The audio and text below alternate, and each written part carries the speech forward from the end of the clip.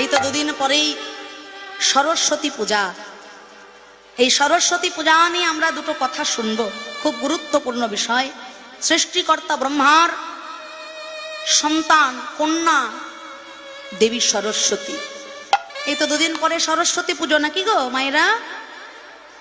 আচ্ছা, একটি কথা আমি বলবো, আমরা যখন দুর্গা পুজো করি, দুর্গা মাতা সপরিবারে মর্তধামে আসেন, ভক্তের পূজা পান, সঙ্গে আসেন লক্ষ্মী সরস্বতী, তাই তো?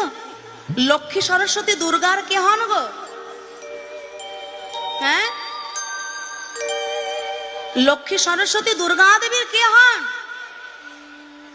মেয়ে, কন্যা। কি বাবারা কি বলছেন? লক্ষ্মী সরস্বতী দুর্গার এই জায়গাগুলো আমাদের একটু ভালো করে জানতে হবে বাবা। শাস্ত্র পড়লে জানা যাবে, যখন দুর্গা দেবীর বিবাহ হচ্ছে, লক্ষ্মী দেবী দুর্গা দেবীকে শৃঙ্গার করছেন, সাজিয়ে দিচ্ছেন।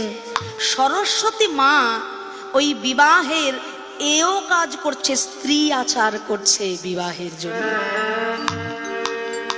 সৃষ্টির প্রারম্ভে সৃষ্টিকর্তা ব্রহ্মার মুখ থেকে সৃষ্টি হলো বেদ মাতা সরস্বতী। তাই দুর্গার কন্যা কিন্তু লক্ষ্মী সরস্বতী নয়। সনাতন ধর্মাবলম্বী হিন্দু হয়ে আমাদের এই ছোট্ট ছোট্ট তত্ত্বগুলো বিশেষভাবে মনে রাখা দরকার। সৃষ্টির পূর্বে, সৃষ্টি যখন জগৎ সংসারে হচ্ছে, সেই সৃষ্টির সময়কাল থেকে বেদ মাতা সরস্বতীর আবির্ভাব এই জগৎ সংসারে। দুর্গা দেবীর কন্যা অবশ্যই আছেন। দুর্গা দেবীর একজন কন্যা হলেন জ্যোতি, যা দেবাদিদেব মহেশ্বর মহাদেবের নয়নের জ্যোতি থেকে সৃষ্টি।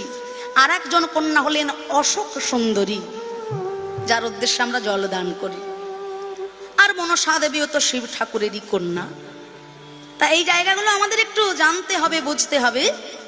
আচ্ছা, এই জগৎ চরাচরে কলিকালের প্রারম্ভে সরস্বতী পুজো এই জগতে প্রথম কে করেছিলেন জানা আছে বাবা? মহামুনি বেদব্যাস। ব্যাসদেব যখন কৃষ্ণের অন্তর্ধানের পরে তিনি বড় বিচলিত হয়ে উঠলেন। কৃষ্ণ যখন লীলা সম্বরণ করলেন, মাতা গান্ধারীর অভিশাপে 56 কোটি যদু বংশ হলো ধ্বংস। ওদিকে জরাবেদ পূর্বের প্রতিশ্রুতি অনুযায়ী ভগবান জরাবেদের হাতে চোরা বানে মৃত্যুবরণ করলেন। নররূপে লীলা হলো তার সঙ্গ কৃষ্ণ অবতারে। কৃষ্ণের অন্তর্ধানের পর এই জগৎ সংসার হয়ে গেল ঘন কালো অন্ধকার আচ্ছন্ন। মহামুনি বেদব্যাস তিনি বড় চিন্তায় পড়লেন যে কেমন ভাবে এই জগতের সৃষ্টি তত্ত্ব রক্ষা করে রাখা যায়। এই জগৎ সংসারে সামনেই আসছে কলিযুগ। এই কলিযুগে পাপাচারে, কামাচারে, ব্যভিচারে মানুষ লিপ্ত হবে। কেমন ভাবে এই জগৎ শান্তির পথ খুঁজবে, আনন্দের পথ খুঁজবে। 18 খানা পুরাণ রচনা করেও তার শান্তি হলো না।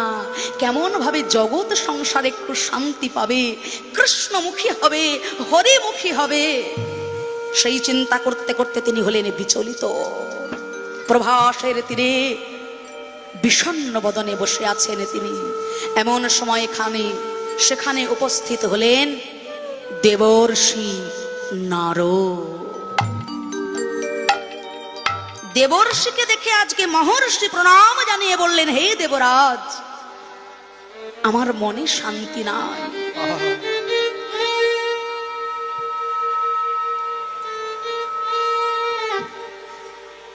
18 পুরাণ রচনা হলো, এত কিছু মানুষের উদ্দেশ্যে করলাম, তবু মানুষের মুক্তির বিধানে সুখের চিন্তায় আমার মন যেন ভারাক্রান্ত।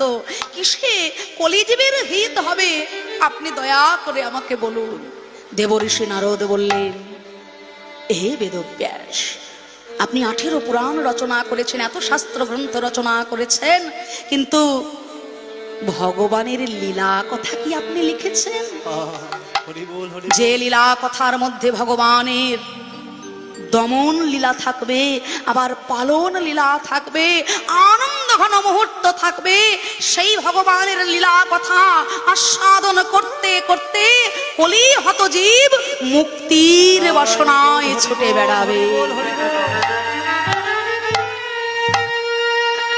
রচনা করলেন তিনি শ্রীমদ্ ভাগবতম।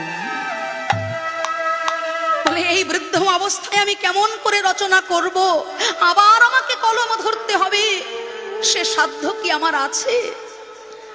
বলে তুমি বেদ মাতা সরস্বতীর উপাসনা করো, তিনি যদি নিজ গুণে কৃপা করেন আবার তুমি শক্তি পাবে। তখন তার ওই উঠোনের উপর বদিরিকাশ্রমে তিনি বেদ মাতা সরস্বতীর আহ্বান শুরু করলেন।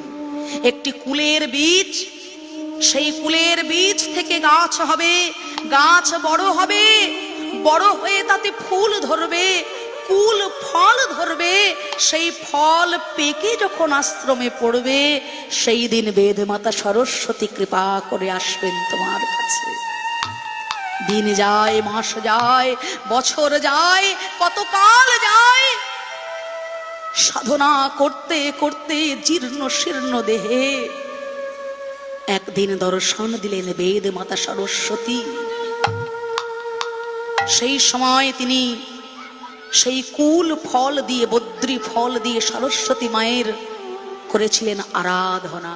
সেই জন্য সরস্বতী পূজার সময় আগে সরস্বতী দেবীকে কুল ফল নিবেদন করে আমাদের সেবা করতে হয়।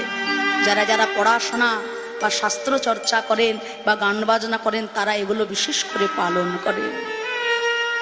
তাহলে সরস্বতী পূজা এই জগৎ সংসারে দাপরের শেষে, কলির প্রারম্ভে মহামণি বেদব্যাস প্রথম করলেন। যাই হোক, সামনেই সরস্বতী পূজা আসছে, মায়ের কাছে প্রার্থনা করবেন। সরস্বতীর কৃপা না হলে বিদ্যা লাভ হবে না, বিদ্যা লাভ না হলে সংকীর্তন হবে না, শাস্ত্র অধ্যয়ন হবে না।